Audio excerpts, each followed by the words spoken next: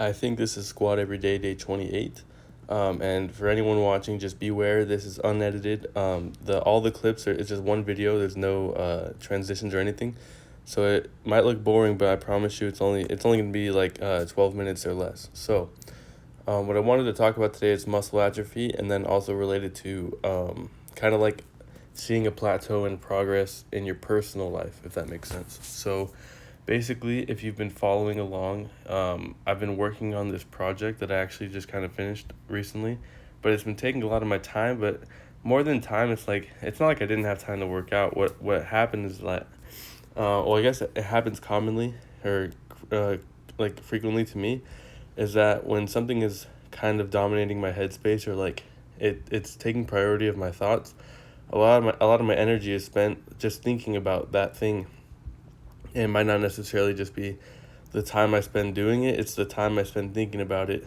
And it kind of diverts my attention from thinking about other things. So, and there's no other way to say it. I just made the choice to not work out the last couple days. And it wasn't the right choice, in my opinion, but it's like the choice I made, right? So it's like we always make um, errors in judgment, I guess, sometimes.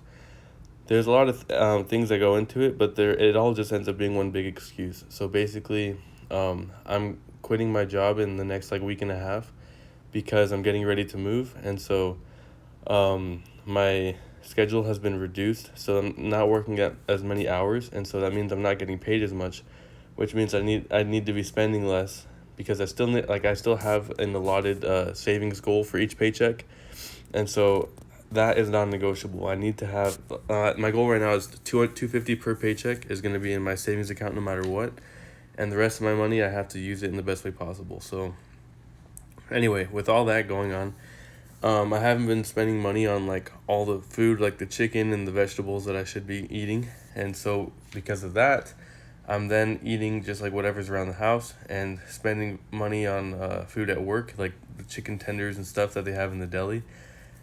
And so all that adds up, and then it makes me feel less energetic. It also makes it so that anyway, like I'm still spending money, but I'm just not taking the time to prepare my food because I feel like that's like too much. Anyway, all that just adds up, right? But this is the simple principle of discipline that will cut through all of that. That's like a lot of confusion, a big cloud of uncertainty of like how am I gonna get all this done. You have to be disciplined, and that's what I've learned the last several months. And it's like the lesson keeps popping back up, and I keep learning it over and over again. I keep learning that discipline is the answer to success. So regardless of like of what my brain is doing, my body should be doing something productive. And so even if I am working on a super important project that's taking up some time, when I'm not working on that project, why can I not just go to the gym and put in some time to work on my body and let my mind keep going on that thing it's thinking about. At the same time, I could have bought, like, even if it wasn't the same amount, I could have bought some good food to eat and cooked it and everything. But I just didn't want to take the time to do that. And so anyway, the answer to all these questions of like why am I coming up short, why am I not accomplishing my goals, is that you have to understand a singular principle. And this principle is that there are things that need to be done regardless of whether you want to or not. And you know as a fact that if you did those things, it would make your life better. Um, like there's different ways that your life can be impacted by your decisions, but when you do certain things that are like basic necessities, you will always find that your life is better. And usually those things require extra effort. And what we've been conditioned as a society as a whole to do is to put those things off and to not do them, but to do the things that are easier and that are more gratifying um, to our emotional needs rather than our well-being, if that makes sense. So anyway, I decided to come into the garage today to work out, and this is one lesson that I've learned over time about muscle atrophy, which is basically the idea that your muscles um, will begin to diminish, I guess, and reduce, and so you'll be left with weaker, like less muscle mass that's weaker overall if you don't exercise for a long time. What I've noticed, however, is that when you develop the neurological pathways through repetition, that your body is actually waiting to just, it's almost like it went to sleep, if that makes sense. like how your computer can, instead of powering down, can just sleep, and then as soon as you click the space bar or the power button, it'll just pop back up right where you left off. I think that's what your body is capable of doing. And so I've noticed that, like today, I came into the gym and I started squatting. I didn't feel any decrease in strength or anything, but I knew that if I went too hard, that my body would suffer. So I just didn't do too much volume today. I went up to 185, and that was my top set. But anyway, the key is this: we often focus on muscles, and muscles are they're like the last part of our body we need to think about. In reality, when we're building strength, we need to focus on the neurological pathways that come through repetition. We need to focus on how those nerves connect to like our tissues in terms of like the joints and everything. It's like your strength comes from the joints and the ligaments, and it's supported by the muscles. And so if you only focus on muscles, you're actually missing out on most of your strength. And if you program your nerves to a certain stress repeatedly over time, your body's going to be accustomed to that stress. And if that stress is simply you curling on the curl machine and doing leg extensions and things like that, those movements do not affect your joints as much as just heavy squats or heavy barbell movements. All these functional movements, they impact your whole system, your body as a whole. It's just the fact that your ligaments and your tendons are stronger in terms of, like, I think they call it pound for pound measurements, but due to its relative size and its mass in your body, your tendons and ligaments are way stronger than your muscles. And so they need the most attention in terms of building strength. Your muscles will atrophy, they'll strengthen in a matter of months, but your ligaments and joints and things like that will take years to get it to a point where you will not lose the progress you have made.